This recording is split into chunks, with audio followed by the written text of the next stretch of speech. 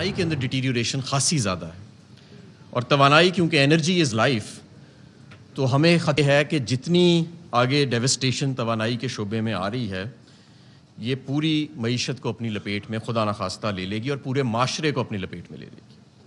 میں آپ کو بتانا چاہتا ہوں کہ جب پاکستان تحریک انصاف نے حکومت سنبھالی تو ہماری پاور جنریشن کی پیک جو تھی وہ 20,000 میگا واٹ تھی، اور اس کی ٹرانسمیشن کیپیسٹی بھی 20,500 میگا واٹ تھی، اور جب ہم چھوڑ کے گئے تو ہم 26,000 میگا واٹ کی ٹرانسمیشن کیپیسٹی، اور پیک جو ہم نے جنریٹ کیا تھا وہ 25,000 میگا واٹ کیا تھا سسٹینڈ بیسس کے اوپر۔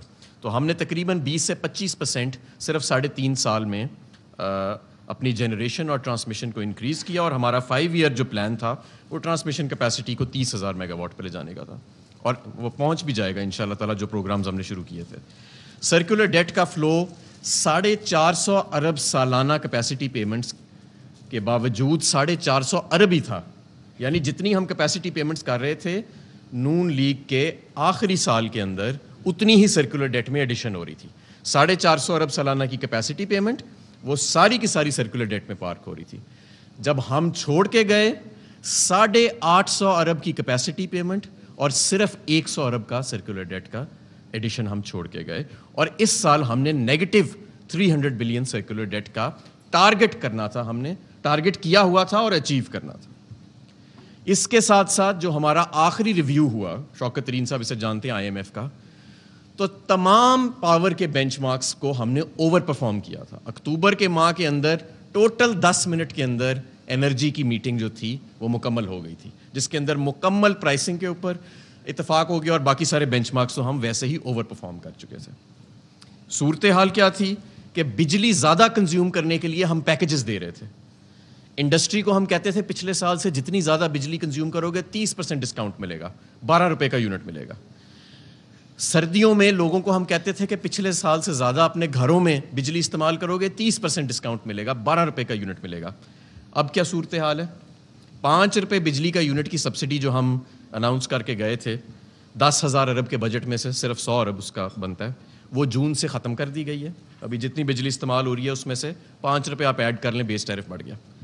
7 روپے 97 پیسے جولائی، اگست اور ستمبر میں یہ اناؤنس کر چکے ہیں کہ ان 3 مہینوں میں ہم نے بڑھانا ہے، یعنی وہ یونٹ جو ہم 16 روپے کا چھوڑ کے گئے تھے اور اس کو ہم نے کم کر دیا 12 روپے پہ 5 روپے کی سبسڈی دے کے، وہ یونٹ 13 روپے پر یونٹ بیس ٹیرف گھریلو صارفین کے لیے بھی بڑھنے جا رہا ہے اور انڈسٹری کے لیے بھی، فیول کاسٹ ایڈجسٹمنٹ اور ٹیکسز اس کے علاوہ۔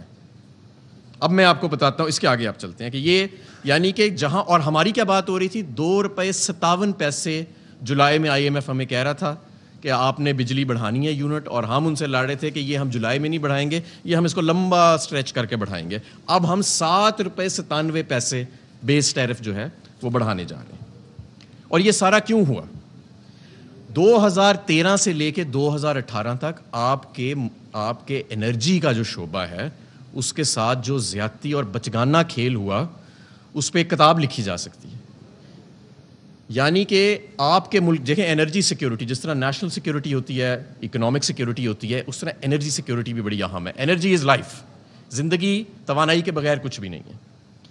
آپ کے ملک کو 30% امپورٹڈ فیول ڈپینڈنسی سے 2018 میں 60% امپورٹڈ فیول ڈپینڈنسی پہ لے کے چلے گئے، اور آپ ایک ایسے ملک سے ملک کے ساتھ یہ ظلم کر رہے ہیں جہاں پہ پہلے ہی فورن ایکسچینج کی ولنریبلٹی ایگزسٹ کرتی ہے، جہاں پہ آپ بار بار 19 مرتبہ آئی ایم ایف کے پروگرام میں گئے ہیں فورن ایکسچینج کی کمی کی وجہ سے، اور آپ اس ملک کے اوپر امپورٹڈ کوئلے اور امپورٹڈ ایل این جی کا بوجھ ڈال رہے ہیں۔ ایک cargo imported L N G کا $90 ملین کا ہے، ایک کارگو، ہم نے 12 خریدنے ہیں ہر مہینے۔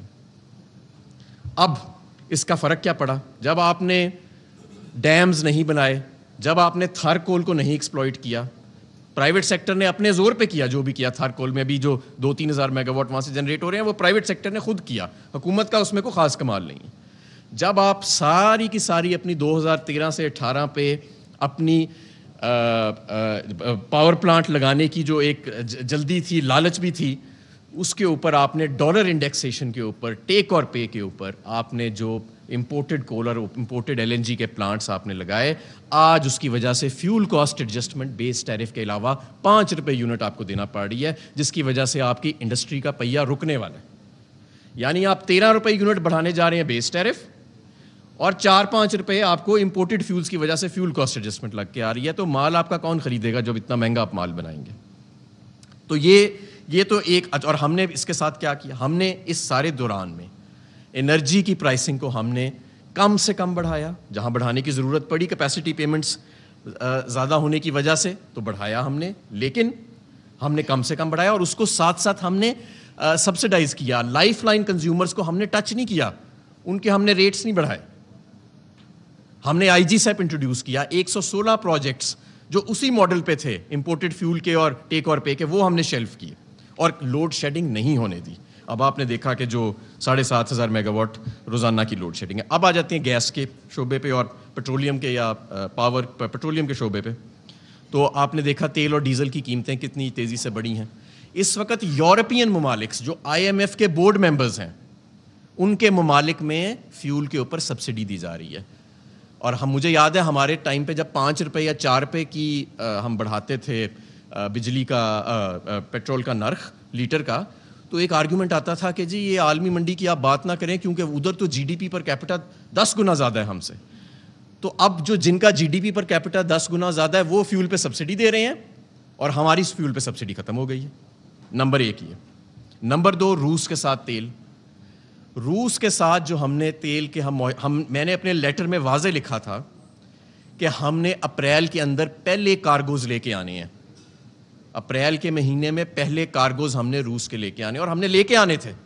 روس پچھلے سال سے زیادہ تیل بیچ رہا ہے اس سال, اور حکومت انڈیا کی حکومت جو ہے وہ اپنے ریفائنرز کو پروموٹ کر رہی ہے کہ زیادہ سے زیادہ سستا روس کا تیل لو, صرف اپنی ضروریات پوری نہ کرو. انہوں نے اپنی ضروریات پوری کر کے سستا کروڈ آئل لے کے مہنگا ڈیزل اور پیٹرول دنیا کو بیچنا شروع کر دیا ہے.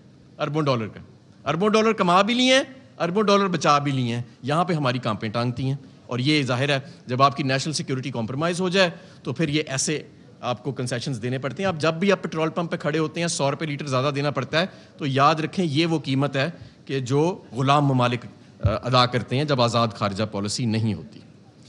North south gas pipeline پہ ہم بات کر رہے تھے, اور ہر طرف سے بڑا پریشر تھا north south gas pipeline کا, بڑی ایکسائٹمنٹ تھی. تو بڑا ہمیں کہا جاتا تھا جی جلدی کریں اسے, جلدی کریں. اب تو پھر سڈنلی ہمیں بتایا گیا کہ نہیں, روس کو تو ہاتھ بھی نہیں لگنا. تو یہ پھر قازقستان سے ہم گیس کی پائپ لائن کی بات کر رہے تھے, وہاں سے نیچرل گیس کی pipeline, L N G کی نہیں, نیچرل گیس جو ایل این جی سے کئی گنا سستی ہے, اس کی بھی وہ بھی ہمیں روس سپلائی کرنا چاہتا تھا.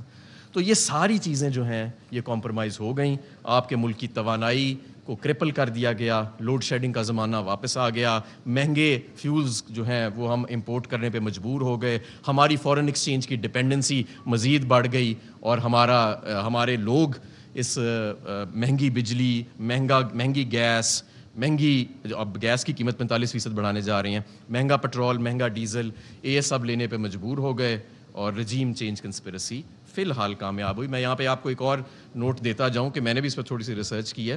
اکثریت ممالک میں تو رجیم چینج کامیاب ہوا ہی نہیں. جہاں 30 ممالک میں کامیاب ہوا وہ عارضی طور پہ کامیاب ہوا, اور اس کے کچھ ہی عرصے بعد 6 مہینے کے اندر وہاں پہ رجیم چینج کلیپس کر گیا. اور میں ابھی بھی کہوں گا کہ ابھی بھی وقت ہے, اور ہم اگر اپنا ابھی بھی سمت درست کریں تو ہم بچ سکتے ہیں, ہم ایک بہتر راستہ چن سکتے ہیں. لیکن اگر ہم نے بچگانہ ضد جاری رکھی تو نقصان زیادہ بھی ہو سکتا ہے.